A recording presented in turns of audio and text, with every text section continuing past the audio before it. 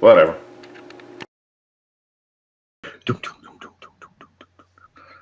Okay, I'm opening up my notes.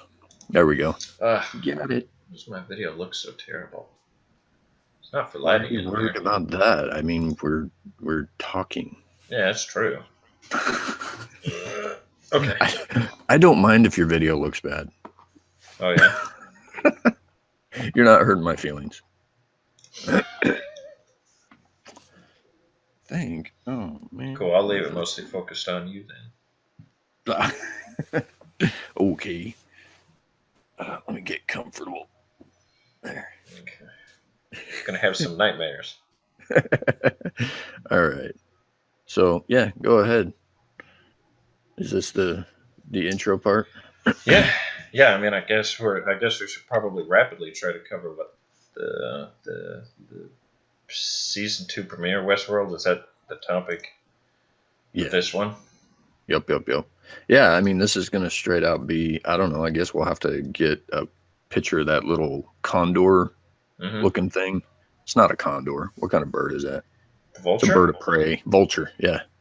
That electronic looking vulture. Because that seems to be what they're using now instead of our lovely stretched out Vitruvian Man. Vitruvian Man, yes. Yeah, okay. So, and yeah, I guess, the beautiful music would have let us in. I don't know. We'll yeah, they got a new intro. They got, oh man. Oh, Buffalo. Yeah, you know what? Before we even get to the episode, let's talk about the new intro. Oh. Because I kind of feel like this intro, to me, it's almost like The Walking Dead. You know how The Walking Dead changes its intro all the time? Oh, does it? It gives you a feel for the episode. Oh, okay. Or not the episode, but the season overall. And I kind of feel we're getting that with this because they replaced the horse with a buffalo. Yeah. And to me, I don't know if they were going for this, but if we didn't go into a little exposition in this podcast, it'd be like super duper short. That's not the reason I'm bringing this up, but the buffalo kind of signifies to me, it was an animal that was on the wide open plains. Yeah. And I think their world this season is becoming exactly that, wide open, So I think that's why they may have chose the buffalo. If they didn't, hopefully one day they'll listen to this and be like, holy crap, I should have thought of that. I just did it because I thought it was cool. Yeah. That's probably all true. The cool kids are checking out buffaloes these days. I do every time I drive into work. Yeah, that's true. I'll high five the buffalo on the way in. Oh. But yeah, so yeah, what else did they have in the new? Oh, yeah, and see, I kind of figured it was a really big piece for the season that they show a mother and a baby. Oh yeah. And I don't know if you can read more into that, but yeah, there's a mother cradling a child. Yeah. Oh yeah. And I was just like, oh yeah, that's totally. My mind went straight to Maeve and her. That's where we left her last season. Was, am I going to jump on this subway? I'm going to call it a subway train, and leave this place behind me forever, or go back and find my daughter? And ultimately, she chooses to go with a daughter that might not even know who she is. I'm kind of worried for that reunion, because they're going to come back together, and it's like you're programmed to not remember that past life. Yeah. I don't know if the daughter's got that, memory. So. Yeah, and see, that's the thing. You have until now we always interact with the adults. The only children we've seen are from Anthony Hopkins' character. Robert? Yeah, Robert. You have young Robert that we usually run into. Yeah. That's kids, but even that version, that child is super old because he was like made early on in the days of the park. Oh yeah. So yeah, it could be that Maeve's daughter is like a Gen 1. Robert, yeah, creepy little kid Robert. Yeah, Yeah, creepy. But yeah, she could be a Gen 1 like Dolores or her dad, the farmer. Oh, yeah. Who, yeah, he's in my notes somewhere. I took like 5 pages of notes, yeah. but that's because, my phone's only so big. Yeah, they had him hanging out at the end of season 1 in the trees, still buck naked, too. True, yeah. Well, in the finale, right? Yeah. Yeah, there was some disconnect going on for me there, too. I don't know. We could either go down the line just go down notes the line. or okay. So just go down the line. It'll be easier that way, I'm sure. Let's start with the big thing, and I will turn it over to you. Oh, okay. Turn it over. I wrote island ? An island in space. Yeah. Yeah. Yeah. An island in space, really? You're going with that? Because my next note is making landfall using boats. Yeah, they came rolling in on some really kind of futuristic, looking boats. I can't think. There was a movie that had a real weird sort of boat that was shaped like, like just top inch of like an axe head. It was similar to that. I can't think of what it is now. It's an action movie from like the 80s or 90s, like Tango and Cash or something like that, but probably not Tango and Cash. But one of these days we need to just sit down and watch that and podcast about that movie. I love it. Man, there's a laundry list of movies from the Terry 80s. Hatcher. And that's what I grew up on, man. I watched all those. Yeah, I loved it. So anyway, they got the boats coming in, and you're watching you're watching the what's his name now? Arnold, Bernard, right. So you're watching Bern-Arnold, and he's taking it in as, he's watching these hosts, get shot. Mm-hmm. And, that's the whole thing. And, that too is clearly that's in the future, or I guess maybe closer to the present time, I guess you should say. Because, as it goes on, we learned in the first season, that because the hosts don't age, right? They kind of cheat, with the timeline of the show. So about the only thing that gives it away is how they dress. Yeah, and you find out, we find out towards the end of the episode that Bern-Arnold is that's that scene, him talking with the Delos soldiers is closest to, I guess, present. It's the least flashbacky. It's so for me, and I put this in my notes at some point. It's not on my first page, but it was easy to dial into the time jumps. Now, granted, there were like 4 or 5 times just in this episode alone, but it was really easy to follow it because it started out with a conversation between Bernard and Dolores, and that could have happened at any time. Yeah. That could have happened long before what they now refer to as the incident.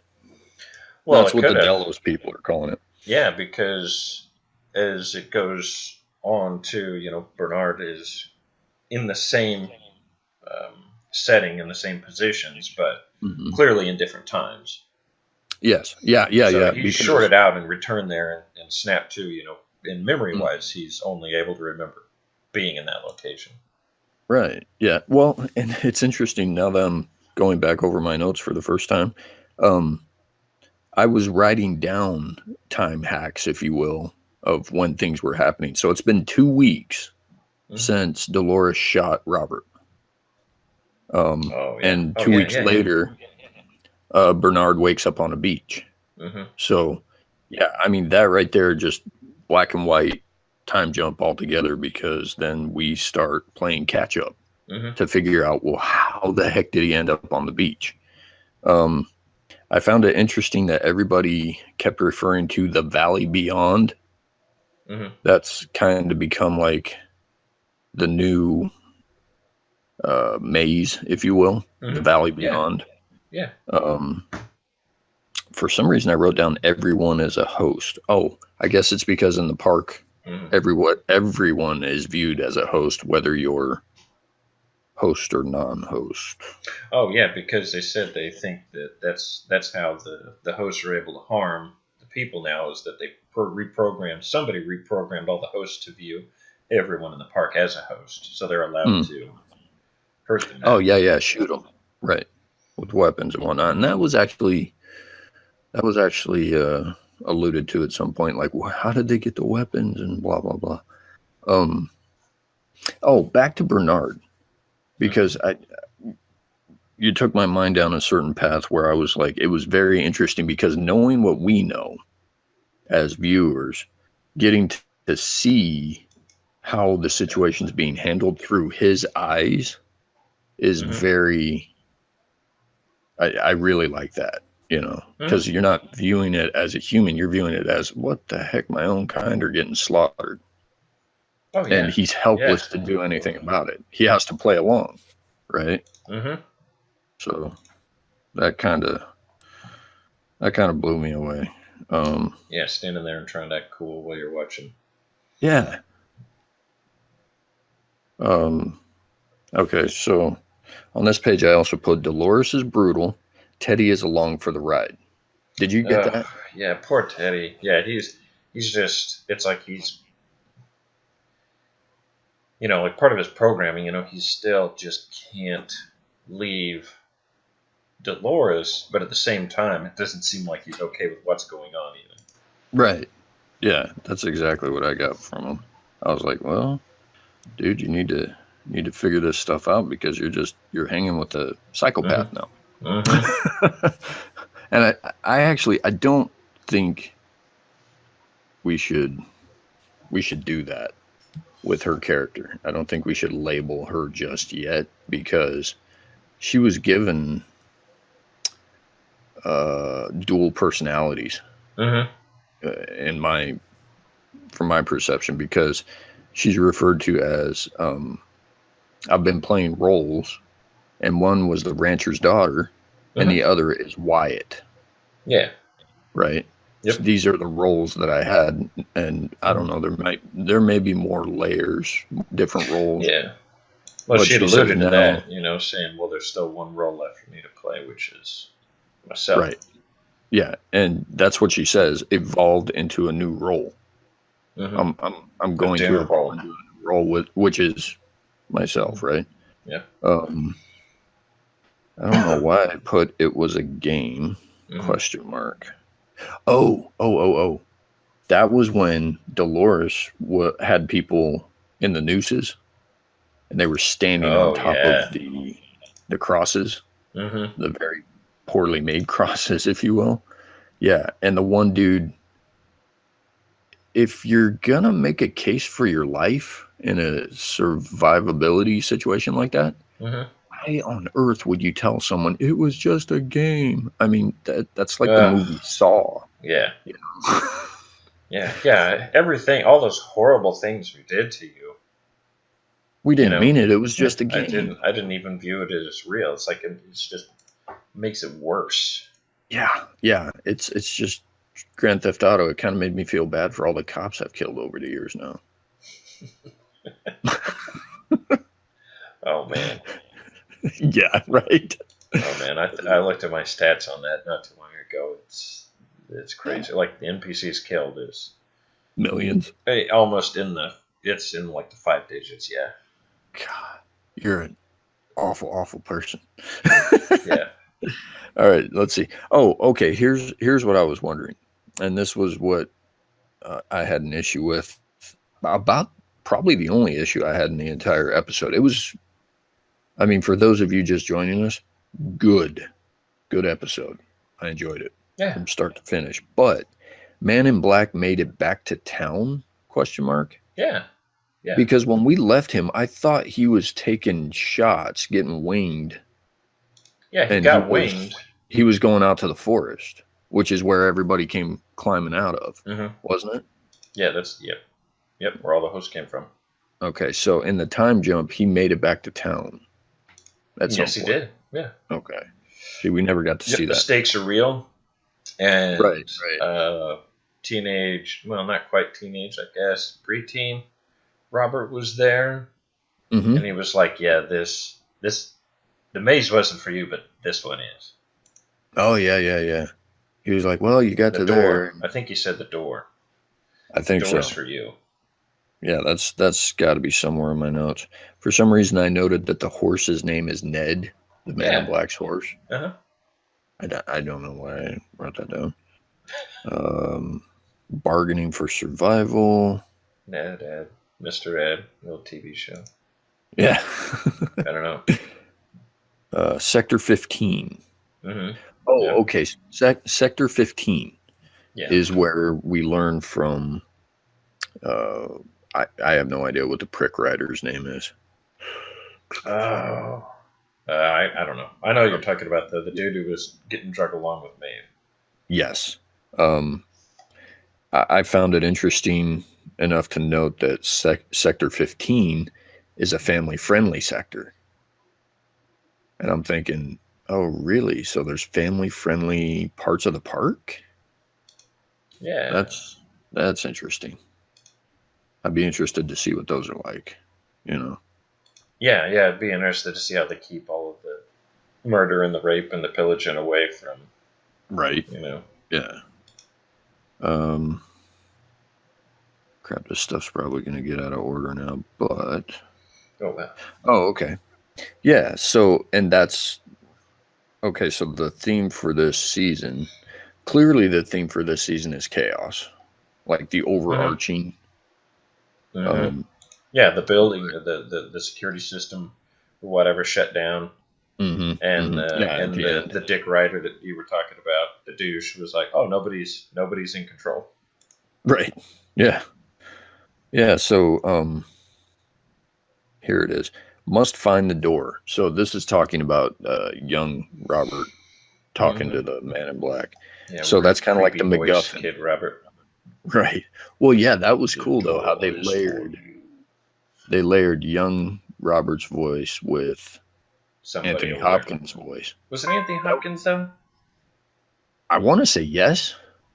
I would imagine they were able to get him to do the voice. Mm-hmm.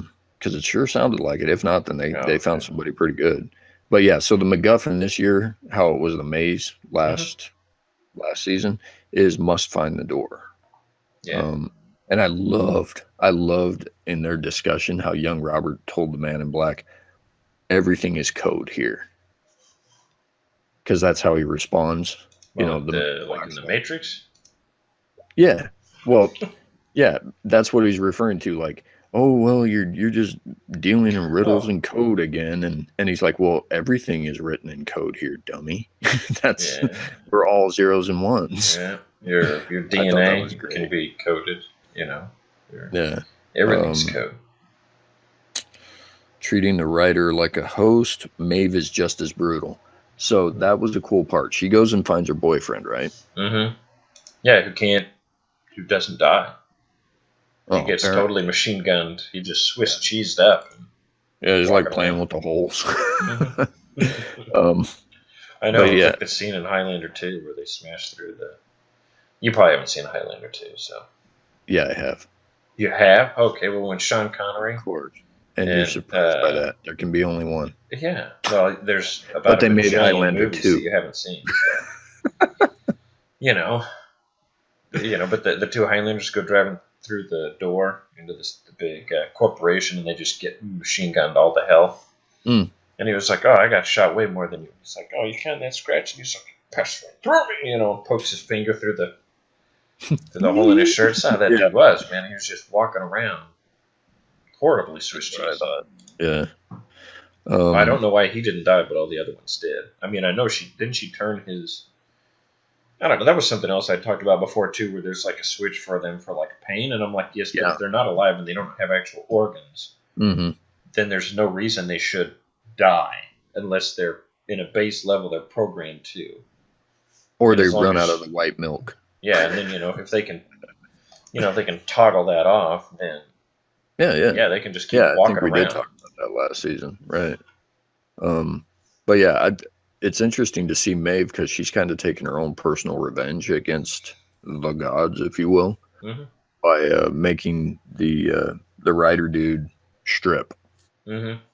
Completely unnecessary, but she's like, nope, you're gonna do it like we did. Yeah, that's right. Now you know how it feels. Mm-hmm. Um, yeah, Teddy is constant. Yeah. I found that kind of Well, interesting. Teddy is constant in the flashback, but actually at the end, isn't that him under the water? That they did a close up of his face? Wasn't that Teddy in the water that Bern-Arnold somehow created? The lake that showed up out of nowhere that Bernard's like, yeah, I did that. I didn't think so, but I don't know. No, I thought to me it looked like that. It was like, I think that's Teddy down there in the water. Really? Yeah. I don't know. Maybe not. Yeah. Okay. So here I actually wrote it. Chaos and love are the themes for this season. Mm-hmm. Because it seems like everything that's happening is being driven by deeper emotion, like Mm-hmm. Maeve, obviously love. Mm-hmm. Yeah. I don't know. A lot of people are running around because of love. That's what it was. Between Teddy and Dolores, Mm-hmm. she's like, I know how this is all going to end, and it's going to end with you and me together, Mm-hmm. right? Mm-hmm. I'm like, okay, so she's trying to figure out what love is, even if she doesn't know what to call it. Oh, but I did like this. Dolores talks of world domination because she's like, yeah, we gotta, once we master this one, we have to go and master theirs. Seriously, dog? That's right. Seriously? Dog time. Stop. Luke. Gosh dang. Gonna have to edit that part out. Yeah. Yeah. Yeah. So, Luke. Not gonna do work. Come on, man. Knock it off. No. God. You don't Kamehameha your dogs? I Kamehameha my dogs, and then they learn real quick to not bark whenever I'm recording. Mm-hmm. Kame.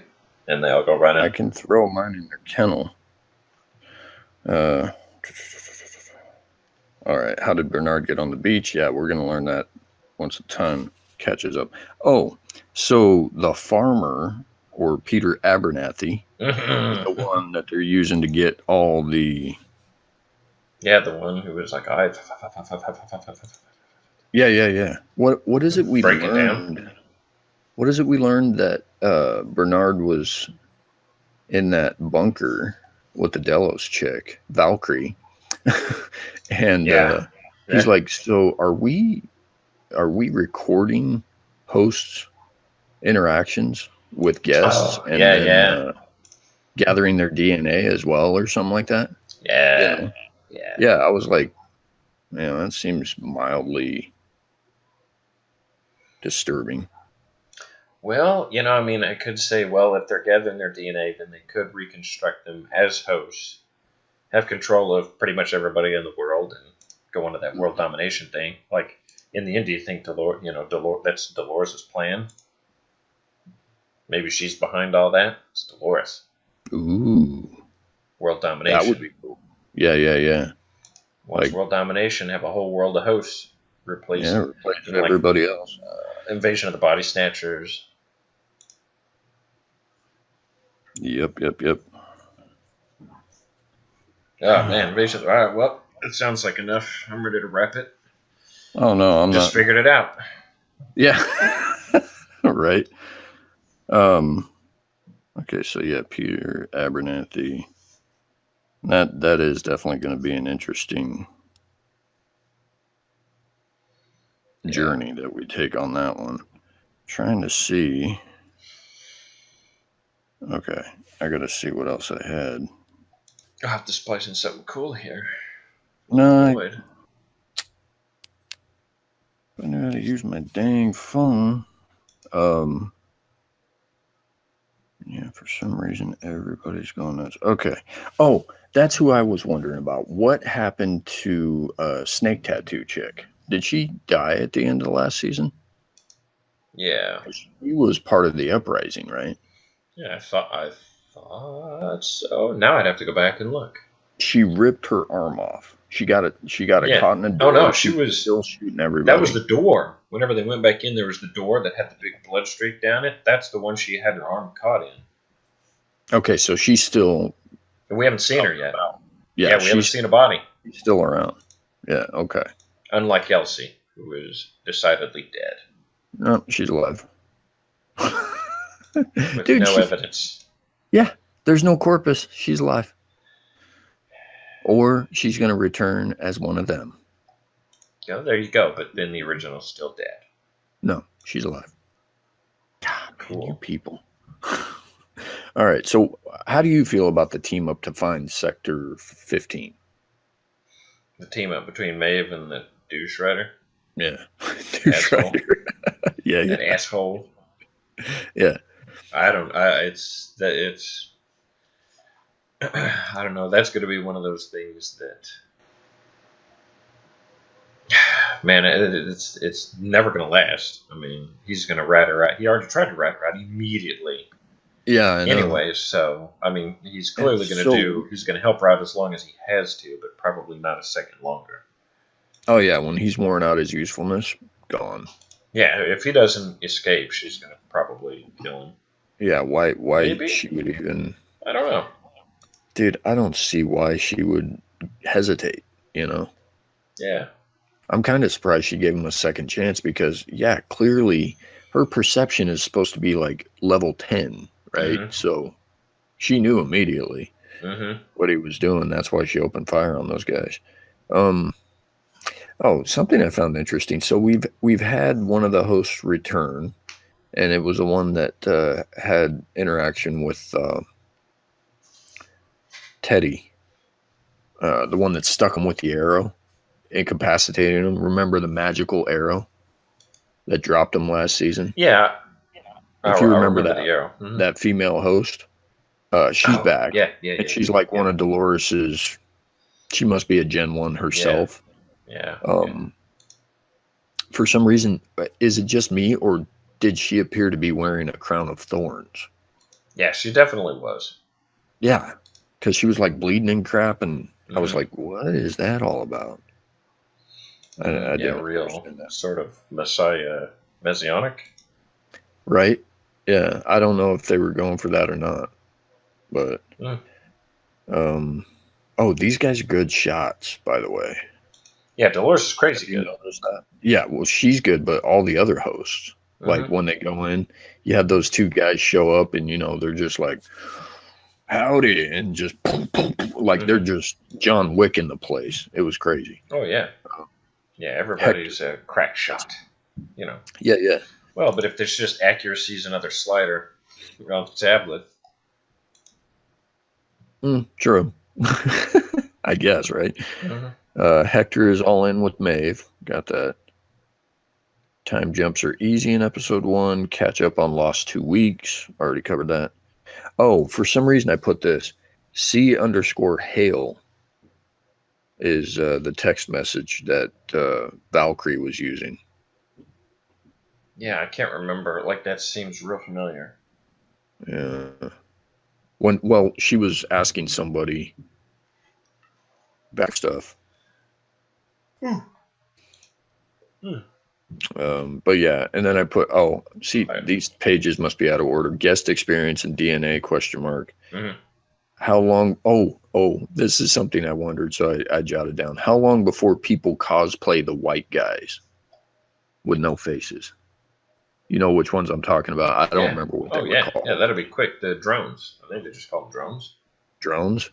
Okay. Yeah, that's generic. We're going to see that probably freaking Comic-Con San Diego, Yeah, there'll be, as soon as you can, there'll be somebody that's made, custom out of weird spandex and Play-Doh or something. Well, they'll probably as quick as they can 3D print that crap now. All the various parts that they'll put on something. Yeah. And then I put mainland, it's an island. Like, that's confirmed, it's an island, because more than once they say, got to figure out how to get back to the mainland. Oh, yeah, well, it's clearly in Asia, too. I mean, they had the current military, whoever that was that showed up that, were from Asia. They don't say what country, but it's some sort of Asian navy. That look like they showed up. Yeah. They look like they own the island, and Delos just rented it out for, I don't know, a big orgy. I guess. Oh yeah. It did. It made me think of Korea or something. I don't know. I mean, there's nowhere. The dude just appeared to be Korean to me. I don't know. He didn't look Japanese. He didn't look Thai. He didn't look. Mm-hmm. He didn't look like anybody from Laos. So I was like, yeah, he looks very. Maybe the actor was Korean, but I don't know. Yeah, that's fiction the thing too. I mean, they could make up. Yeah. A whole other continent or whatever, but. Once you travel the world as much as we have, all Asians don't look alike. No. They just don't.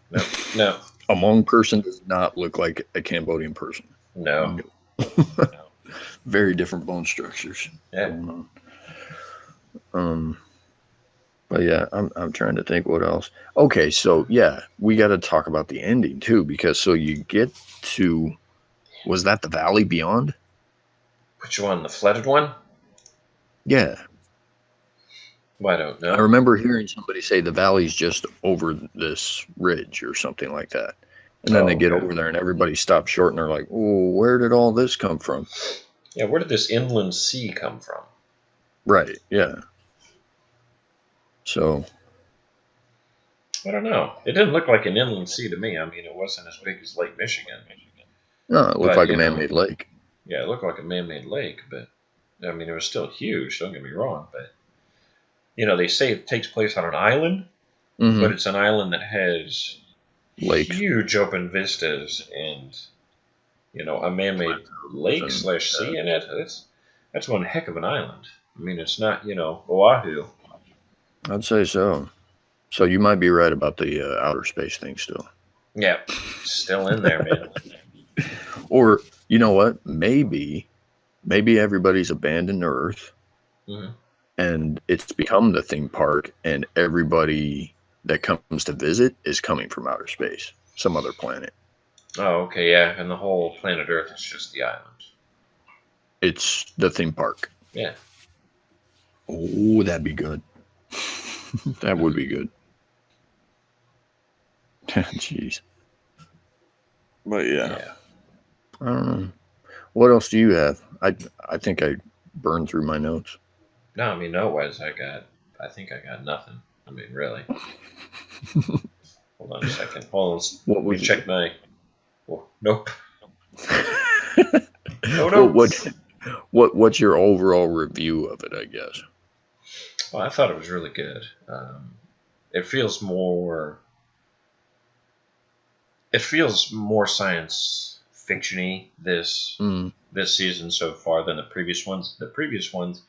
the previous one, it was kind of it almost could have been fantasy, to like an extent, a hint of it, which, I think that's gone now. It's all pretty much, it's a little bit like, Memento, oh, really? With science fiction, Philip K. Dick, Dandroid's Dream of Electric Sheep sort of crossed with Memento, and Right. The broken timeline. Nobody can remember what's going on, and but then it also turns out they're robots. But yeah, so far I like it, but it definitely does feel like it has more of a direction now. You know what I mean? Like a definite direction. At least through the first probably 2/3 to 3/4 of season 1, it was like, man, I don't know where this thing's going though. Right. And then right at the end, they steered it, kind of more into science fiction, once Robert Ford, had himself off in sort of weirdly the same way that Arnold / Bernard did. Mm-hmm. He had Dolores kill him, and then Ford does almost the exact same thing, supposedly, where you said, oh, yeah, Ford is the one behind this new narrative. And that's, what kicks, in season 1 and kicks off season 2. Right. But he takes himself out with using Dolores the same way Bern-Arnold supposedly did. Bern-Arnold. I like that. So. Shoot, yeah, I'm trying to think if there was anything that I missed. So the lake, that I thought was interesting. So Bernard, he talked about ant colonies and how they communicate with each other. Oh yeah. And then, so did he purposely program them to run and go into this lake? That I don't know how he could have even known about it. Yeah, he may have been Unless able he to push a didn't, signal, to them that they would have then relayed to every other host, that they could connect to. That Right. says, "Hey, go jump in this lake." Yeah, everybody. Lemmings, like lemmings just march off the cliff into the lake. Right. Which sort of seems weird. I don't know, to me, that he would march them, because he was like, "Oh, I did this." But if he did that sort of genocide, of the host, I don't know why he would be so troubled on the shores watching one or two get shot. You know what I mean? Like maybe it was an accident. Right. I don't know. I'm trying to think chronologically. When did we come to that valley? I don't think he's woke up on the beach yet. Oh. Well, hang on. For some reason, it was really easy while I watched the dang thing. When he woke up on the beach, he was woke up by the Delos people and said, "This is the boss. You don't want to shoot the boss." Mm-hmm. Okay, so no, I guess all this happened after he woke up on the beach. But we still have to catch up to what's going on with everybody. Catch up. I don't know what's happening. Well, I mean, were you able to keep track of all the time jumping that took place in that episode? Yeah, I think so. Yeah. I certainly did a probably 13% better job than the first season. I mean, because I knew what was going on. Right. Like, oh, this is time. You were, and that's just it. I think now we're programmed to look for it. So if the writers are clever, they'll try to use that against us. Oh yeah, I think they should. Yeah, after we have season 1 under our belt, it's like the expectations to be mind screwed with are there, so we're looking for it. Mm-hmm. And yeah, that might end up biting us in the butt. I mean, I'm expecting that to happen, but get butt bit. We'll have to see.